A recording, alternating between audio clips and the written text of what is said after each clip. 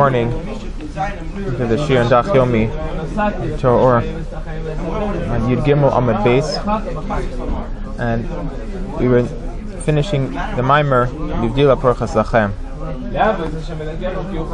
So we were explaining before that Hashem made the separation of different worlds through the process called the Chashmal, and which we said that's like when a teacher wants to explain an idea to a student, he has to give an analogy for it. Which that analogy, or the story which is in the analogy, is much lower than the idea he wants to express. And that, through that process, the student is able to receive in his level, in his type of understanding, the deep idea that the teacher wants to convey. And so Hashem's revelation has to come through all these analogies and these limitations in order that it should come from one level to another level until it should come to us. And then we said that from all these different separations between the worlds, there comes the separation between holiness and unholiness, which that's called Klipas Noiga, which that's an intermediary between holiness and unholiness. So this aspect called the Klipas Noiga, we said on the one hand it gives a possibility for unholiness. Like a person in the physical world, he could choose to do not what Hashem wants, but if he chooses to do what Hashem wants, so then he elevates those physical things into holiness. And this is the whole purpose of the creation of the world, is that there should be a dwelling place for Hashem in this world through our service of Him. And so that means that he should take away this covering of Klipas Noiga, which is called the Arla. The Arla means that when coming from one level to another, there's a concealment which gives rise to the possibility of life for unholiness. Like we said, that when a teacher gives this analogy, when a teacher gives an analogy, so the student might not understand the analogy perfectly. He might just say, well, it's just a funny story, but I don't see what kind of lesson he's trying to give. So if that's how he looks at the story, if that's how he looks at the analogy, so then he's not going to get anything out of it. He's not going to learn the lesson the teacher's trying to tell him. Only if he realizes that there's a deep wisdom in this analogy, in this story, then he'll figure out the lesson the teacher's trying to teach him and come to a higher level. So that's like, you have to take off this arla, this covering, in order to see the purpose behind why there's a physical world, why there's this type of existence where you don't see Hashem so clearly. And through that, we're connecting to Hashem on a much deeper level than it would be if we were only in Atzilus. So on the top line of Yud Gimel Amud Beis, the last word, Klipas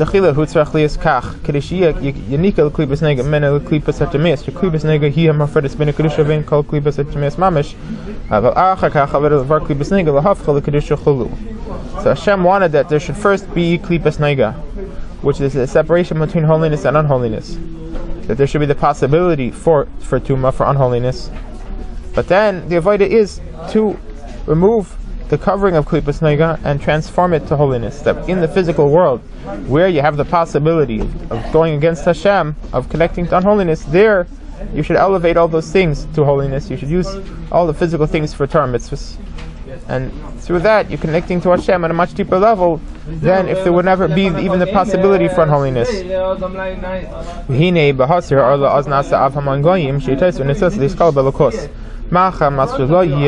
So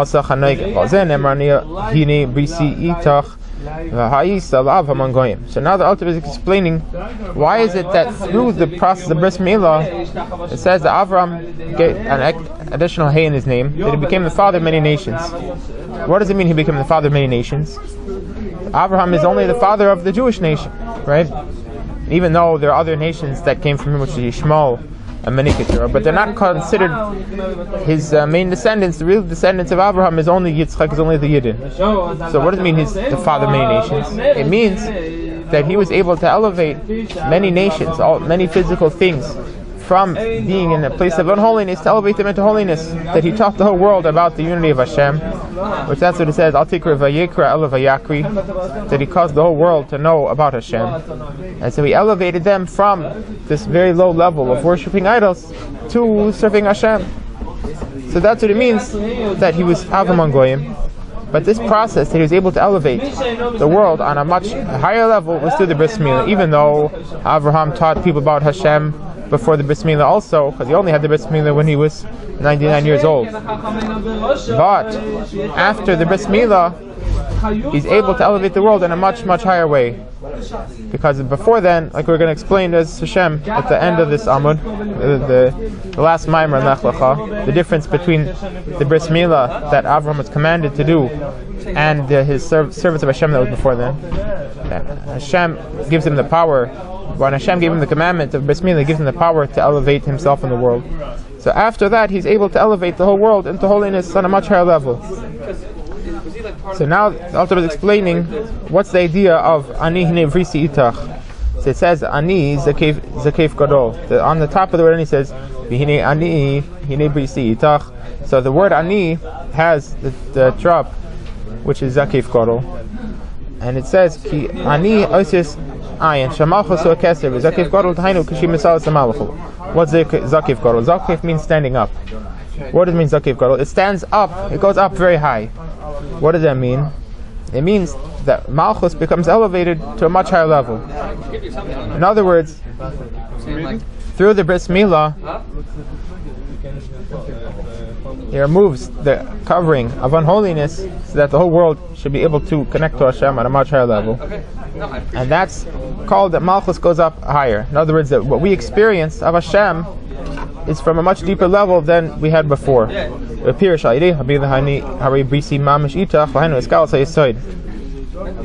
Ki kala parsa kol hu b'v'chenas yisoid b'chol olam yisoid abba chulu ad seif hasiyah shenasar olam mamish l'chrisis har olam nasa hisgalas brisi mamish ani zakif gadol chulu yuz itach mamish or miskal lamata kimay lamayla return olam har shadei krisis har olam yord v'nimshach m'chenas ani b'v'chenas yisoid k'mishkas beitz chayim shachav zayin shar olam divuka lo nimshach al gili or sal yonim b'yisoid el lehim sisumim lamayla chulu v'chrisas har olam nimshach b'chenas ani osis ayin v'chenas brisi chaz nimshach itach mamish chulu. So we're saying that there's three things. There's Keser, Yisoid, and Malchus. What does that mean? Yisoid means the way that the higher level connects to the lower level. When you have a teacher and a student, the teacher, he has to give himself over to connect to the student on his level. So that's called Yisoid. What's Malchus? Malchus means what the student experiences, his type of understanding from what the teacher is teaching him. What's Keser? Keser means the teacher, the way that he really understands it in his own wisdom, not just the way that he teaches it. So what does it mean that through Bris Milah, from Keser Nimshach into Yisoid and Malchus? It means that through removing this uncovering of Klipas Noiga, through elevating the world, that we're not looking at the world that it's just a covering on Hashem, but we see that the whole purpose of the world is in order to connect to Hashem through Torah mitzvahs. We remove the covering of Klipas Noiga. So through that, we cause that Hashem, the way that He reveals Himself, that He relates to Himself, should be revealed to us in this world. Meaning that in this world, we should be able to experience the truth of Hashem the way that Hashem sees it to Himself. That's what it means, Keser Nimshach to Yisoid and Malchus. So now the next mimer, which is very short, is very Kabbalistic. Speaks about the difference between Malchus and Chachma and Malchus and Hei Tita and Hei La. So we're going to read it and try to give some explanation. Sarai Sarai Kisar Shema Hugimra. It says that Sarai, she had to change her name from a Sarai with a Yud to Sarai with a Hey. Why? Yine Shini Hashem Shel Sar Hu V'Yis La B'China Selar Kimaimer Rezal Sarai L'Sei L'Chulu V'Imkein Sar Ch'Lahavin and L'Mailas HaYud Gavoya Min HaHei Yud Chachma Hey Bina V'Naira Ki Yikar Halaram Mi B'Chinas Chachma L'Fish Chachma B'Chinas Ayin L'Chachma Me'ayin Chulhu. So we have to understand, why do we have to change Sarai's name to Sarah in order for her to give birth? It says in the Gemara, it says in the Midrash, that only when her name became Sarah with the Hey could she give birth. Why? L'chora, there's two things. There's Chachma and Bina. Chachma is Yod and Bina is Hey. And Chachma is higher than Bina. So why is it that only when she reached this level of Bina she gave birth, or Chachma is much higher? And we know that the ability to give birth is from Chachma, because Chachma connects to the much deeper level of the person. Like it says that the children come from the brain of the father and the mother, which means from the highest aspect of their intellect, the way that it receives from their essence, which that's from their Chachma. So the ability to give birth comes from the highest part of the person, from Chachma, not from Bina.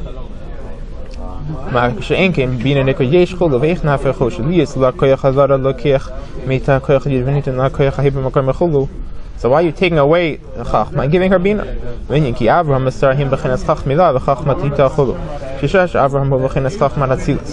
So what's the answer is, Avram and Sarah are going on two levels. Chachmila, Chachmita. Chachmila is Chachma Vatzilus, and Chachmita is Malchus Vatzilus. Why is it called higher Chachma, lower Chachma? Chachma is called the higher Chachma because it's Hashem's wisdom, the way that it's expressed to Himself in the world of Atzilus. And Malchus is called the lower Chachma because it's Hashem's wisdom, the way that it's the source of the created worlds. It's Hashem's wisdom of how He's going to create and run and guide the world, the created world that we live in. So that's called the lower level of Chachma. Not Hashem's Chachma to Himself, but Hashem's Chachma, the way that relates to us. V'hine the Ma'ila Kachu Hamida Ikar Halara Lias Metzias Halara Chadash Shehu Al Yidei Tzimtzum Davka Kim Haya Ornsev Baruch Hu Mitzpashik K'mayshub V'chinas Ein Sleif Lo Heya Efshar Lias Shum His Havas Metzias Klau Afiyadi Riber Vavas Heshtashas Ki Kishmakin Hu Ein Sleif V'spashas V'chulu. So there's two types of creation. There's creation in Atzilus and creation in the created worlds. What does it mean? In Atzilus, even though it's not creation like we think of it, it's just a different type of revelation of Hashem. But the fact that there could be a revelation of Hashem in a limited manner, that it should be Chachma and Bina, that it should be Hashem's attributes that we can relate to on a certain level, that's incomparable to Hashem's revelation of Himself, which is infinite. But Hashem is infinite, and Hashem's light is infinite. So from Hashem's infinite light to come about, there should be the limited, definable attributes of wisdom, understanding, and knowledge, and kindness, severity. So this is called Ish Me'ayin. It's completely incomparable. It's like, where did it come from? How come from infinite can you have finite? The only way you can come from infinite to finite is through limitation. That Hashem has to limit His infinite light. That there should only be revelation of one specific aspect, or from 10 specific aspects. So this is one type of creation, the creation of finite from infinite, and that's through a Yud. Yud is one dot, means Tzimtzum. He has to limit His whole infinite light. There should only be a limited revelation of these attributes in Atzilus.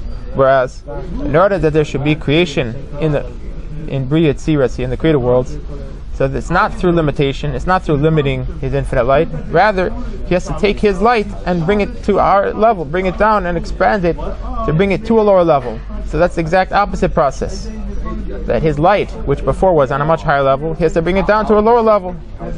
So that's the difference between Yud and Hey. Yud means limitation, to take from infinite to make it finite. And Hey means expansion. Why? Because the letter Hey is shaped as 3 lines. One like this, and one like this, and one like this. And those 3 lines show on width, depth, and breadth that it's expansion. That the one dot, which is Yud, you're expanding it and building it. You're making it into a whole house, a whole structure. Which that means that the light in Atzilus, which is very on a very high level, very spiritual, very refined, you're building and expanding it that it should be able to come down to a level that we can exist from. Mashen came the Mata Bavachin Asar Hulu, who the Hipach Mamashim, Haya, or Miss Samti.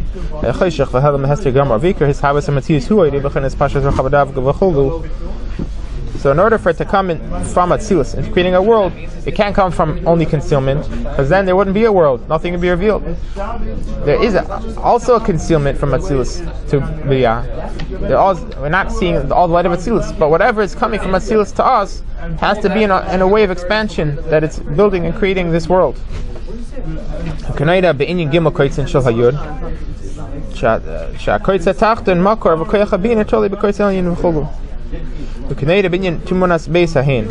idea of the Hey, that it's coming in a way of expansion. So this is the idea that from Sarah the ability to give birth is through a hay, because since Sarah is going on Malchus, the way that Hashem comes to create the world, that's only through expansion. Whereas Avram himself doesn't need to have a hay. He only has, his idea is just Yud, that he should have bittul to Hashem, that he should, we said that from infinite to finite is through Tzimtzum, is through Yud, and that's in two aspects. From Hashem, he has to limit his infinite light, and the recipients in Atzilus have to nullify themselves to Hashem's infinite light. It's in a way of bittul, that's Yud. Whereas Sarah has to come in a way of hay. Avraham hu b'chinas chachmei lachulu hainu k'ma shemeforish b'mikra ki'av hamayim goyim chulu al derech b'chinas hanefesh aser b'charn b'chinas ha'alois mizelu mazeh chulu aval lo hayilaris yitzchak sir d'rigusha lo hayitzarech ki'arav al-kosir d'kedusha b'chinas bittul v'lis parshas chulu masha'in ken the Tosef hey the latest yitzchak chulu v'ayin the common parshas chaysar b'li mischlig on the tummy. So this is the idea, so that what's the difference between the hay of Sarah and the hay of Abraham? We say both had an additional hay, but Sarah, the hay, was in order that she should be able to give birth, right? But Sarah didn't have any children beforehand. Avram already had Yishmael before Yitzchak. But what was the idea of Yishmael? That there should be something which is unholiness, that he wanted to elevate into holiness. That it says, Lu Yishmael yich lefarnecha, that he wanted that Yishmael should also be able to serve Hashem. Whereas that Yitzchak should come about, he didn't need to have this whole this is through a different process. So what does that mean? It means that Sarah, which is Malchus of Atzilus, she needs the hay in order that it should be able to come and create a world. Whereas Avram, he doesn't need the hay in order that there should be able to be Atzilus. In order to be Atzilus, you only need a Yud. The hay is only in order that he should be able to elevate the physical world, that he should come to a lower level where there's unholiness and elevate it into holiness. So what does this mean in our service of Hashem? Yeah, we have the way that we relate to ourselves in our personal service and our davening and learning, and there's the way that we relate to the world outside of us, which that's like Mivtzayim and Shlichus. What's the difference? When it comes to our personal service of Hashem, the main thing is bittul, the main thing is a Yud. That we have to dedicate ourselves to learning and davening, and not have any ego, and not for any ulterior motive. And has to be at Snei Leches. You have to be very humble and modest, and just dedicate yourself to doing what Hashem wants. When it comes to Miftzayim, you have to go out and teach people and make a big deal out of it. So this is two aspects, Abraham and Sarah, and you need both. So everyone has to have these two aspects in their life of Abraham and Sarah. So now this third mimer is explaining what's the idea of bris milah. We're going to ask two questions and then we're going to start to explain. It's a very deep mimer. Mitzvah Rebbe has 10 pages explaining this one amud. This is the mimer we say by a bris milah, is this short mimer. So it says, on this very day Abraham had his bris milah. So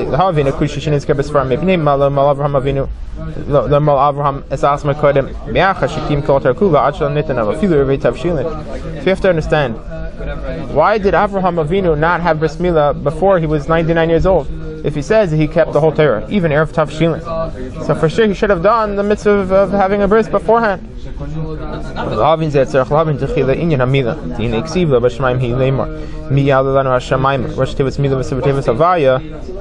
to understand this idea of why Abraham didn't have a bris before, we have to understand what's the whole idea of a bris. It says in the pasuk, who will go up, that the Torah is not in heaven, that you would have to say, who can go up who from us can go up to heaven to take the Torah down for us? Meaning the Torah is given to us, and it's not in heaven, because if it'd be in heaven, then you'd have to go up there and get it. So, Mi Yalanu Hashemayim, these four words, who can go up from us to heaven, or for us, who can go up for us to heaven? The first letter of each of those four words is Mem Yod Lam and Hey, which is Milah. And the last letter of those four words is Yud Kei Vav Kei, Shem Havaya. So what does this mean? What's this idea that going up to heaven? And why is the beginning of the word Milah and the end of the words is Shem Havaya, Hashem's name?